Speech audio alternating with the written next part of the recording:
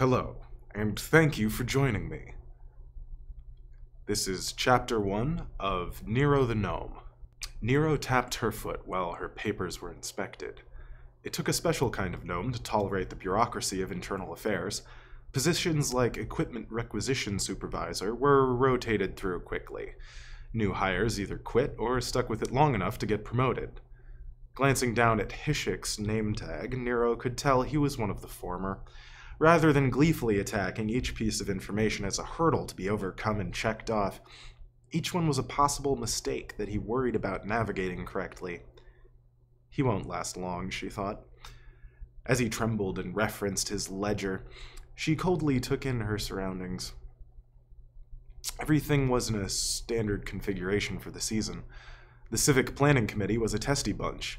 The archives recall in meticulous meeting minutes that when the city was founded, they couldn't produce a suitable placement for every building and road so that it was just right for all occasions. Kasich Salazar told them to reimagine the problem and open their minds to every possibility. And they dreamt big, and invited all of the chaos that accompanies complexity. The entire city was designed to be modular. Every street, avenue, and building rests atop enormous machinery powered by the flowing water of an underground river. Each segment can be rotated, raised, lowered, and locked into place. In winter, the buildings would be rotated to baffle the wind and lower the overall amount of heating required. But today, on a golden evening in early autumn, the buildings were aligned to allow the most sun in. The stone radiated the day's heat, and windows reflected light so that no alley was left untouched. The only place that lacked illumination was the garage by the eastern gate, where Nero now stood. And she stood for a while, admiring the city and counting the blue shop lights counting from the ceiling of the garage, before suddenly she had the feeling that the clerk's mutterings had been directed at her. Her eyes flitted back to Hishik's and met them directly. Drat, she thought. "I'm so sorry, what was that?" she asked. "You're requisitioning a single jag?" he timidly repeated.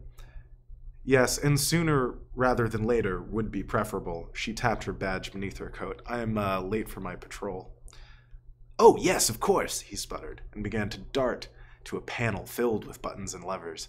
"Sorry for the delay. You're the first outrider I've authorized. Everything checks out." He moved a selector, pressed 3 buttons in a specific order, and pulled a large lever that started the building vibrating.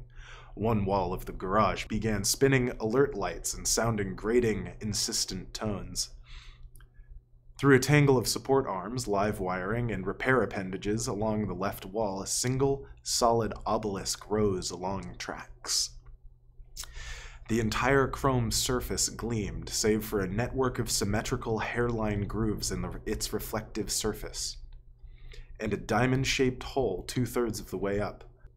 The lifting mechanism clicked into its final position, and as it began to tip out into the room, a cable was attached to the top edge, gently lowering it into the yellow and black-edged rectangle on the ground.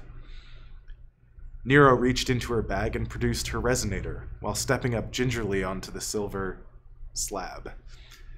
The entire fist-sized device was centered around a thick glass vial, capped at either end by thick metal plates. 6 thinner supports ran parallel to the vial, forming a hexagonal cage of sorts. She knelt and whispered her prayer into the orb. "Tinker, thinker, soldier, sweeper, stand atop our ancestors. Iteration is elation, better than we were before." Nero knew the prayer didn't bring the glow to her resonator, merely her concentration, but she still liked saying the words.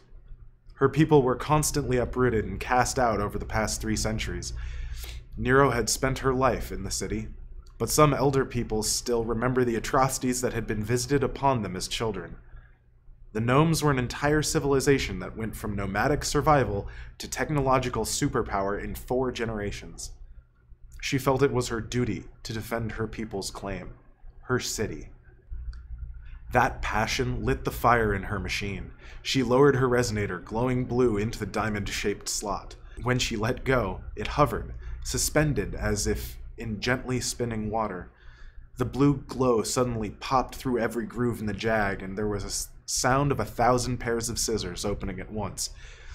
Each divided segment of the enormous slab unfolded and turned, sliding metal against metal. Nero had no problem balancing on top of the whirring machination. Every separate angled division aligned and slid into place, forming the skeleton and muscles of a giant cat. The chrome beast had 2 long curved incisors, a wide flat head, thin actuated limbs, and a large hollow chest that appeared to be filled with the glow from the resonator in between its shoulder blades. Nero straddled the synthetic creature and reached into the 2 indentations at the base of the creature's neck to grasp their circumscribed handles. The creature smoothly responded to her adept rolling and rotating of the controls, and took 2 steps before leaping out into the street and sliding into a turn. Nero's impatience was mirrored by the Jag, springing towards the gate. Shadows were already growing long, and she didn't have time to worry about what the bureaucrat was shouting after her.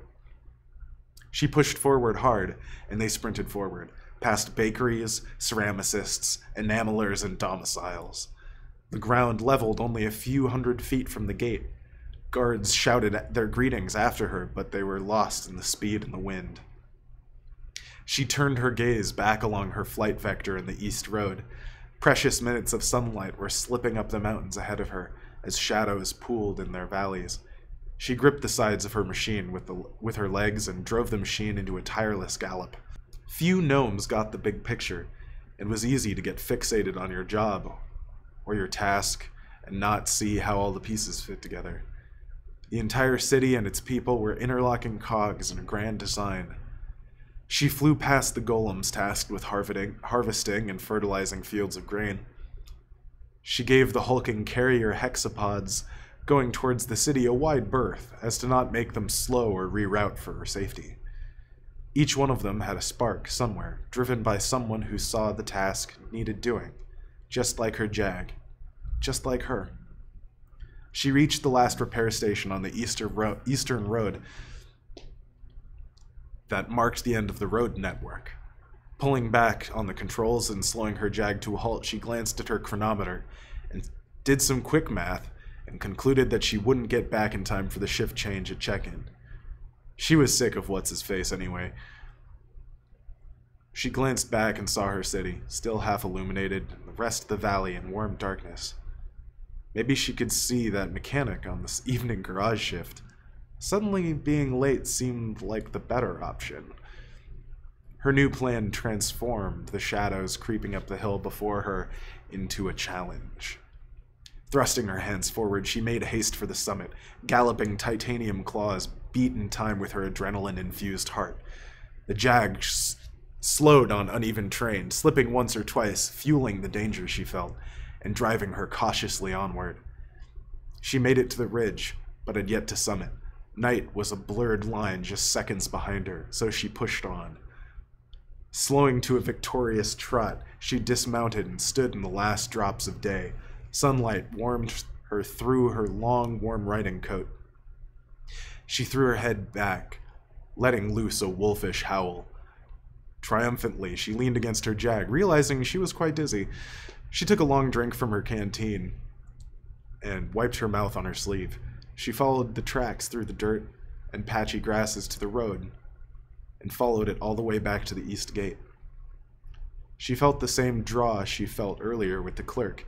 She looked down and patted herself. Was she forgetting something? She had her canteen, her backpack, and the Jag was fine.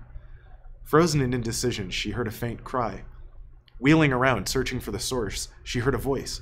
Squinting in fresh twilight, she removed her telescope from her bag.